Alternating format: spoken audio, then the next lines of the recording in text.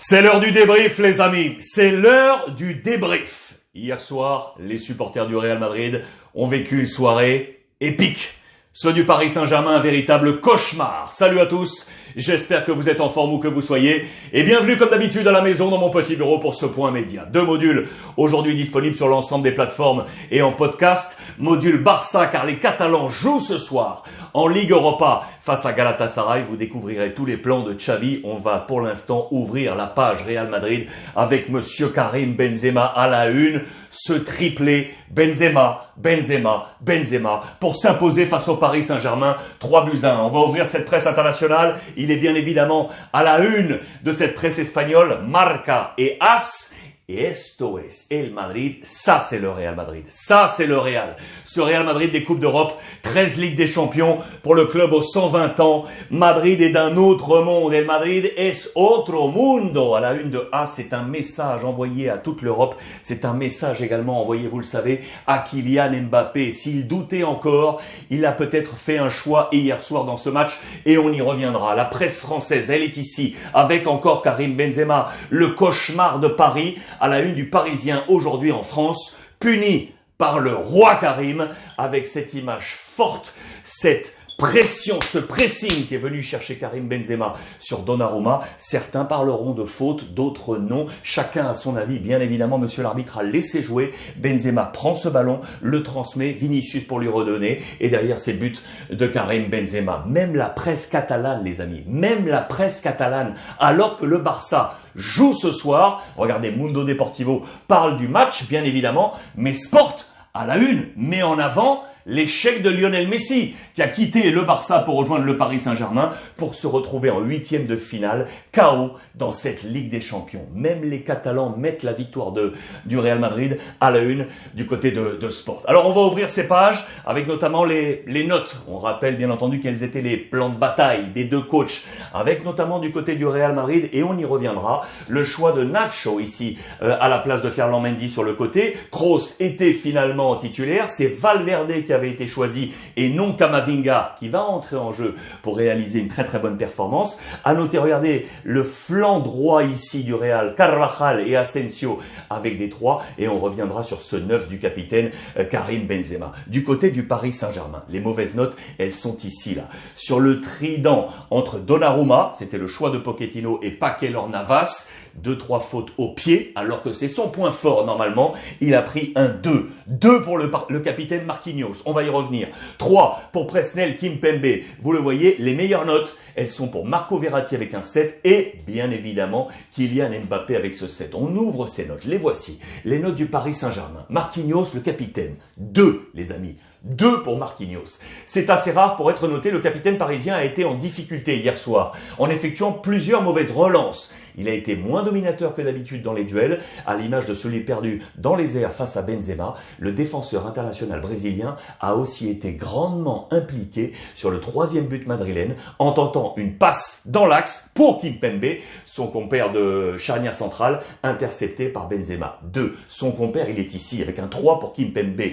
Comme Marquinhos, le défenseur central a été submergé en seconde période. 2 pour Donnarumma. Avec sa mauvaise relance, il a commis une bourde qui a relancé le match. Il s'était pourtant montré vigilant dès les premières secondes en anticipant bien un ballon en profondeur et en effectuant plusieurs arrêts.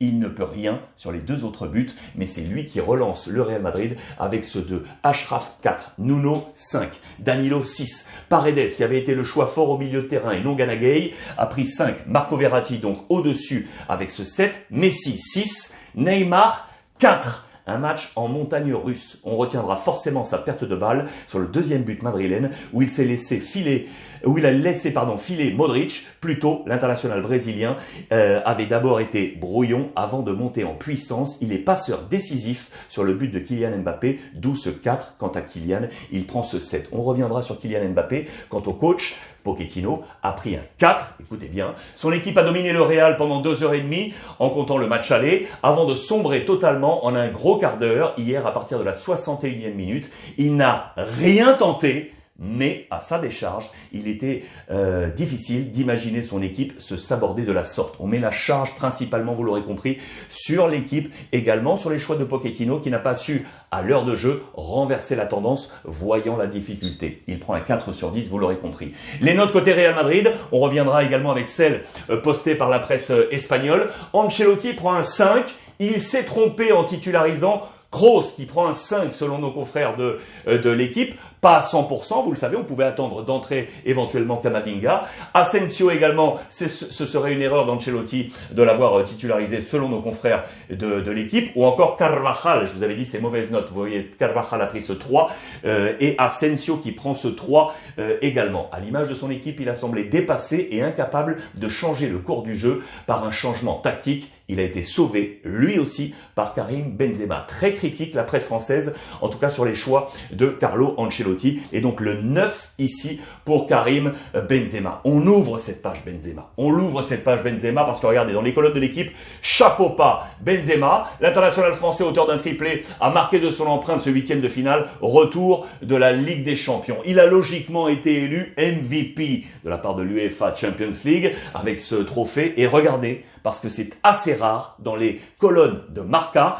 Le maximum sur les notes, normalement, c'est 3. Regardez ça. Exceptionnellement, je dis bien exceptionnellement, Benzema a pris un 4, les amis. 4 étoiles pour Karim Benzema. Mais il n'est pas le seul. Regardez, Modric. 4 étoiles également. Le Max, le 3, Lucas Vazquez, rentré en jeu. Nacho, ici, ou encore Valverde pour des 3 avec Rodrigo, rentré en jeu. 4 étoiles pour Benzema et Modric. Regardez les notes du Paris Saint-Germain. Selon nos confrères de Marca, il y a des bulles, il y a des zéros pour Donnarumma, pour Marquinhos, pour Kimpembe. On est dans le même état d'esprit que du côté de l'équipe. Gana Gueye qui a pris bulle, Danilo qui prend bulle également. Le seul 3 étoiles, il est logiquement pour Kylian Mbappé ici. La bulle également pour Pochettino. 2 étoiles sur 3 pour Carlo Ancelotti. Le Pichichi, l'un des meilleurs buteurs de l'histoire maintenant du Real Madrid pour Karim Benzema. Hier soir, il a dépassé la légende Alfredo Di Stefano, qui avait 308 buts marqués dans l'histoire du Real Madrid. Karim Benzema, triplé, passe devant, 309. 309 buts pour Karim Benzema. Il lui reste Raoul devant, à quelques buts seulement, et puis la légende Cristiano Ronaldo, 451 buts. La leyenda Benzema, la légende Benzema dans les colonnes de Marca. Vous le voyez, ici la courbe orange, c'est celle d'Alfredo Di Stefano, qui est monté très rapidement ici à ses 308, en moins de matchs que Karim Benzema, mais Benzema dans la longévité va plus haut et dépasse donc aujourd'hui l'ami Alfredo Di Stefano. C'est le roi d'Europe, vous le voyez, c'était également dans les colonnes de Marca, con ustedes, el rey d'Europa. S'il vous plaît, veuillez accueillir le roi d'Europe avec cette image symbole de Vinicius qui cire les chaussures de celui qui garantit la qualification au Real Madrid. La photo de Kylian Mbappé qui relève ici Marco Verratti. Les changements orchestrés par Carlo Ancelotti qui aura été mal noté pour certains, mais ces changements ont été bons. Camavinga est très bien rentré, Rodrigo est très bien rentré, Lucas Vazquez est très bien rentré. Les 3 changements opérés là par Carlo Ancelotti ont été bons. Karim Benzema, dans l'histoire des supporters du Real Madrid, va-t-il dépasser Cristiano Ronaldo, les amis? La réponse, en tout cas un élément de réponse pour nos confrères de Marca, c'est oui. Benzema es más que Cristiano. Moins de buts inscrits, 451 pour Cristiano, 309 pour Karim Benzema. Mais avec cette soirée de légende, on nous dit qu'il va davantage entrer dans le cœur et la mémoire des supporters du Real Madrid. On en parlera ce soir sur Brut à partir de 19h, mais c'est quelque chose de très très fort avec Sergio Ramos. Regardez, qui était de retour, lui qui n'a pas joué mais qui était du voyage avec le groupe du Paris Saint-Germain. Il a dû se remémorer tant de soirées épiques avec le Real Madrid. Cette fois, il était de l'autre côté pour regarder ça. Je vous parlais des 4 étoiles dans Marca. Eh bien écoutez, pour As, c'est également 4. C'est assez exceptionnel. Là aussi, la note maximale, normalement, est de 3 As. On passe à 4 exceptionnellement pour Karim Benzema. 4 As. Benzema efface le meilleur Mbappé qui avait été très bon dans ce match. Il a marqué 3 fois Kylian Mbappé. 2 buts refusés, annulés, cause VAR, justifié. Et ce 3e qui avait pourtant ouvert la marque pour permettre au Paris Saint-Germain de rêver à cette qualification. Je vous disais que même la presse catalane avait parlé du chaos de Lionel Messi. Regardez, c'est dans les colonnes de Sport. Ça, c'est dans les colonnes de Sport. Ce matin, Benzema remplace Mbappé. C'est lui qui a tenu ce rôle qui était attendu de Mbappé dans cette soirée magique de Paris. Eh bien non, c'est Karim Benzema qui est apparu et cette photo symbole ici avec Achraf Hakimi, mais surtout Messi pour les Catalans. On est dans les pages de Sport, vous le voyez, avec ces deux faces là, le pile et face dans cette photo. Très très bon choix de la part de nos confrères. Et donc ce malheur qui continue pour Lionel Messi, qui ne marque plus, je vous le rappelle, sur la pelouse de Santiago Bernabéu depuis 2017, l'élimination. Lui qui attendait cette Ligue des Champions, eh bien cela ne sera pas pour cette année. Le fracasso pour Lionel Messi. Toujours dans les pages de Sport, ce harakiri du Paris Saint-Germain qui s'est auto-détruit, vous l'aurez compris dans ce choix de mots, le suicide du Paris Saint-Germain qui offre la remontada au Real Madrid avec ses choix de photos. Alaba qui vient consoler Mbappé, Camavinga bien entré en jeu qui vient stopper Neymar et la désillusion de Messi et de Marquinhos. On se pose maintenant la question, Kylian, est-ce que tu doutes encore ? Kylian Mbappé, est-ce que tu doutes encore? C'est la question que l'on se pose dans les colonnes de Marca. Regardez, Mbappé, de verdad, dudas? C'est vrai? Tu penses encore éventuellement à rester au Paris Saint-Germain? C'est le message qui est lancé. C'est aussi sévère que ça, mais très certainement qu'hier, il y a eu ce match de bascule dans l'esprit de Kylian Mbappé. On va suivre ça bien évidemment dans les prochains jours de cette remontada pour l'histoire du grand Real Madrid. 21 frappes côté Real Madrid dans ce match, 10 pour le Paris Saint-Germain. La presse française encore, pour marquer quoi? Pour marquer au-delà des notes, ces mots très très forts. Le Titanic, on parlait de harakiri dans la presse catalane. Le Titanic, alors que la qualification lui semblait promise, le Paris Saint-Germain a sombré dans la dernière demi-heure, hier à Madrid, dans des proportions encore plus folles que lors de la remontada du Barça. On s'en souvient, c'était en 2017. Très bon édito de notre confrère Vincent Deluc, le même naufrage. Donnarumma, soirée cata et ses ballons au pied manqués pour relancer le Real Madrid. Titanic, et on s'est sabordé dans les colonnes du Parisien. Aujourd'hui en France, on est exactement, vous le voyez, sur le même tempo pour louer la qualité de Benzema sur ce triplé et le naufrage du Paris Saint-Germain. Kylian Mbappé, une élimination de trop, point d'interrogation. Ça amène à cette question quant à savoir si oui ou non il va partir. Quelques stats sur lui, offerts par Opta et relayés par le Parisien aujourd'hui en France.